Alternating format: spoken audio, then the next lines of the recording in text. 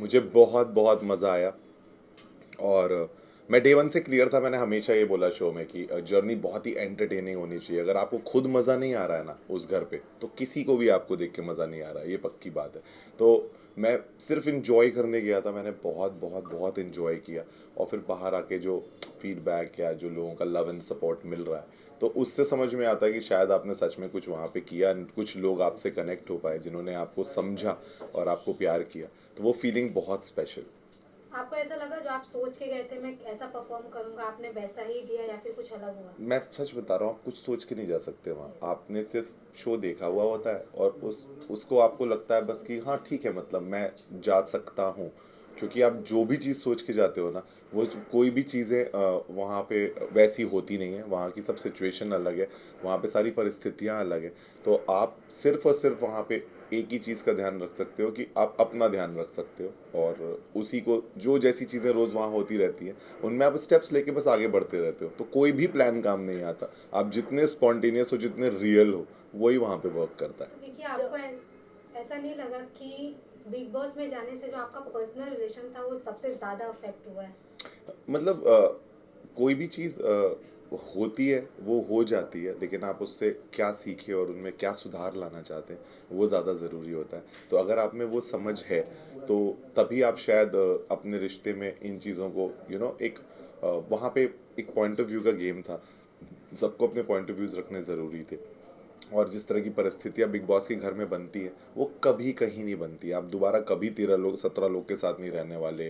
कभी आप इतने डिसिप्लिन वे में या लेस फ्रीडम से नहीं रहने वाले। तो जब वो परिस्थितियाँ चेंज होती है ना, तो शायद दिमाग, शायद सब चीज़ें चेंज हो जाता है। तो वहाँ पे जो चीज़ें हो रही थी वो वहाँ पे ज़्यादा हो रही थी। लेकिन अब जब हम वापस आ गए, तो चीज़ें बहुत बहुत कंफर्टेबल हैं और बहुत अच्छी हैं। जर्नी की बात करें तो विक्की भैया वाला टैग मिला है, देन मास्टरमाइंड का टैग मिला है, हाँ। बट चीजें एंड में आते आते बदल गई थी।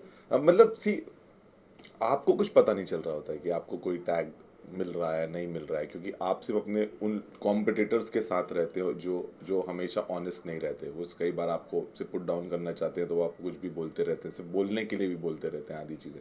तो आप समझ नहीं पाते। बट आपको इन दी एंड आपकी जर्नी पे खुशी होनी चाहिए, और आप उस घर में हमेशा एक्टिव रहने चाहिए। बिकॉज अगर आप एक्टिव नहीं रहोगे ना, तो कुछ भी कॉन्वर्जेशन नहीं होगी, कोई रिश्ते नहीं बनेंगे। तो एक्टिव मैं बहुत ज़्यादा था। मैं रोज़ कुछ ना कुछ करता था। मैं हर किसी की स्टोरी में था।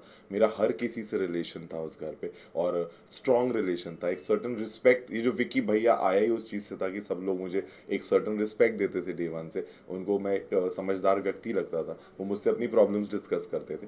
तो हाँ, मतलब I feel that the title is totally completely earned by me on that show, by however I am. So I enjoy that. वो कब अच्छा था कब बिगड़ गया, मैंने इतना सोचा नहीं।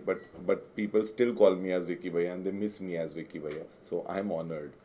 अभिषेक के साथ आपकी बॉन्डिंग की बात करें तो कहीं ना कहीं थोड़ा सा कंफ्यूजिंग लग रहा था जब वो बाहर गए थे, और उसके बाद जब री एंट्री हुई तो दोनों में आपके चेंजेस में काफ़ी मतलब आपके बिहेवियर में काफ़ी चेंजेस देखने मिले थे। उस पर क्या कहेंगे? सी मैंने कभी भी हम सब के बहुत झगड़े हुए हैं उस शो में, और हम सब उन सिचुएशन से पहुँचे हैं जहाँ हम कभी अपनी लाइफ में नहीं पहुँचते हैं। लेकिन उस टाइम पे मैंने बहुत कोशिश रख के अपने हमेशा शब्दों में संयम रखा। मैंने कभी गाली गलौज नहीं की, और मैंने कभी किसी पे हाथ नहीं उठाया। तो मुझे ऐसा लगता था कि वो इतना क्लियर रूल ब्रेक था वहाँ का, कि वो किसी भी सिचुएशन में नहीं होना चाहिए था। तो मैं उसके उस एक्ट को सपोर्ट नहीं करता था, और अगर अब मैं उसके एक्ट को सपोर्ट नहीं कर रहा हूँ, तो फिर उसका रिजल्ट मुझे पता था कि उसको घर से जाना पड़ेगा। तो सारी चीज़ें कोरिलेटेड थी। वो जब जा रहा था, तो क्योंकि मुझे पता था कि उसके लिए वो घर कितना इंपॉर्टेंट था, उसने हमेशा अपने शब्दों में बताया था कि वो बहुत ज़्यादा इस शो में रहना चाहता है और बहुत अच्छा करना चाहता है। तो मुझे मुझे इसलिए उस दिन रोना आ रहा था, कि मुझे उसके ऐसे होने पे रोना आ रहा था, कि वो ऐसा क्यों इतना अग्रेसिव हो जाता है, कि वो अपनी बनती हुई चीज़ों को हमेशा इतने पास आने के बाद वो बिगाड़ देता है। तो उस फीलिंग को मैं उसकी जानता था, तो मैं बहुत ज़्यादा कनेक्टेड था उससे उस टाइम पे। तो मैं उस चीज़ के लिए सैड था। बट वो जो उसने किया था उसके लिए उसको घर में नहीं आना चाहिए था, मैं श्योर था। इसलिए मेरा बाद में वो रिएक्शन था जब वो आया, कि वो एक अनफेयर डिसीजन था, उसको ऐसा नहीं होना चाहिए था। आपका बॉन्ड जिस तरीके से अभिषेक के साथ बदला है, from a brother to a competitor या क्लियरली सीन, वही कुछ सीन हमने मुनावर के साथ देखा था। एंड चीजें तब बदली, स्पेशली जब आयशा की एंट्री हुई थी। व्हाट यू वांट टू से? आ, मतलब मैंने हमेशा वही फैसला लिया जो शायद उस समय पे सही था। अभिषेक के साथ मेरा एक बहुत अच्छा रिलेशन था शो में और बहुत अच्छे से हम लोग स्टार्टिंग के दिनों में क्लोज थे, बट दिवाली टास्क के बाद कुछ ऐसी चीज़ें उसके साथ तरफ से हुई जिसको लेके मैं खुश नहीं था। फिर आयशा जब आई तो मुनव्वर भी एक सर्टेन तरीके से अपना स्टैंड नहीं रख रहे थे उन चीज़ों में, और मुझे ऐसा लग रहा था कि थोड़ा सा और रियल होने की उनको ज़रूरत थी उस सिचुएशन में। तो मैंने उनको हमेशा कॉल आउट भी किया और बोला भी मैंने उनको कि आप अपनी चीज़ों को क्लैरिटी से रखिए लोगों के सामने। अब ये बिग बॉस का घर है, आप यहाँ से इससे बच नहीं सकते। अब ये चीज़ें आपके सामने आ गई हैं तो आप इवेंचुअली अपना जो सच है उसको लोगों के सामने रखिए। अब लोगों को डिसाइड करने दीजिए वेदर वो उसको पसंद करते हैं कि नहीं करते हैं। बट कुछ चीज़ें ऐसी थी जो कर पा रहे थे, कुछ चीज़ें थी वो नहीं कर पा रहे थे। तो मैं बहुत मतलब मैंने हमेशा उन चीज़ों को हाईलाइट किया जो उस समय पे हो रही थी, और मैं हमेशा उनके लिए वोकल रहा और मैंने जाके फेस टू फेस उन चीज़ों की बात की। कभी अभिषेक हो चाहे मुनव्वर हो, मैंने सबको फेस टू फेस जाके सब कुछ बोला जो मैं सोच रहा था बहुत strongly. So now what is the bond with Munawar? सी मुनव्वर के आर्ट फॉर्म को मैंने हमेशा बहुत पसंद किया। मैंने उसको हमेशा बोला कि तू बहुत अच्छा आर्टिस्ट है, और उसने खुद एक्सेप्ट किया शो के ड्यूरेशन में कि वो एज अ ह्यूमन बीइंग जहाँ जहाँ अपनी लाइफ में गलत रहे हैं उनमें वो सुधार लाना चाहेंगे। तो आई फील बस वो सुधार ला ले, उसका पर्सनल मैटर है। अदरवाइज कोई भी प्रॉब्लम नहीं है। वो घर के अंदर जो भी चीज़ें होती हैं वो जब तक आप उस घर में रहते हो तब तक रहती है, क्योंकि उससे निकलते ही जब आप अपने घर में लौटते हो, अपने घर वालों के साथ मिलते हो और जो लोगों ने आपको प्यार दिया होता है आपकी जर्नी में, आप उसमें इतने ज़्यादा खुश और इतना ज़्यादा ग्रैटिट्यूड फील करते हो कि फिर वो फीलिंग्स, वो प्रॉब्लम शायद उस घर में ही रह जाती हैं, और शायद सभी चीज़ें ठीक हो जाती हैं सबके बीच में। तो मुझे नहीं लगता किसी के दिल में बहुत ज़्यादा कुछ है। ऑल्सो बाहर आने के बाद आपने देखा ही होगा आपकी मॉम काफ़ी ज़्यादा फेमस हो हाँ हाँ, मॉम सेंसेशनल हो चुकी है मेरी। उस पर क्या कहेंगे, लाइक जब आपकी उनसे बात नहीं होगी जिस तरह से बाहर उनको अप्रिशिएट भी किया जा रहा था, उस पर क्या शेयर करेंगे?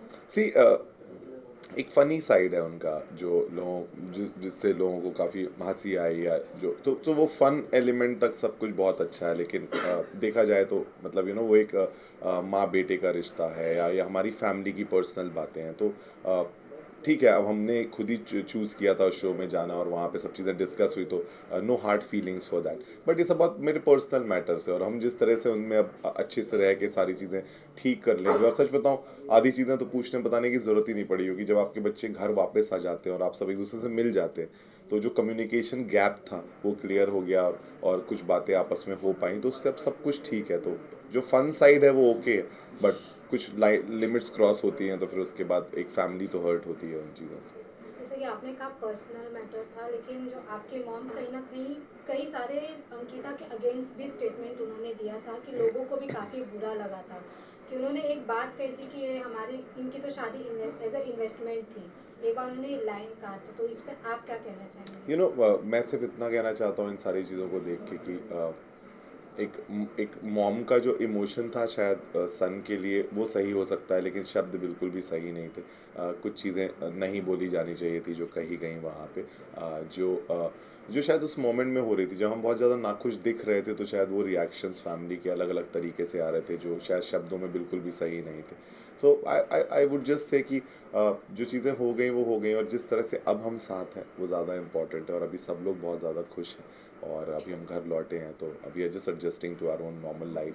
सो I would like to say that everything is fine. So जो वहाँ था वहीं रह गया है, बस ख़त्म है अब। तो फिर थैंक यू गाइस, वेट फिर विकी भैया का अब नेक्स्ट प्लानिंग क्या है?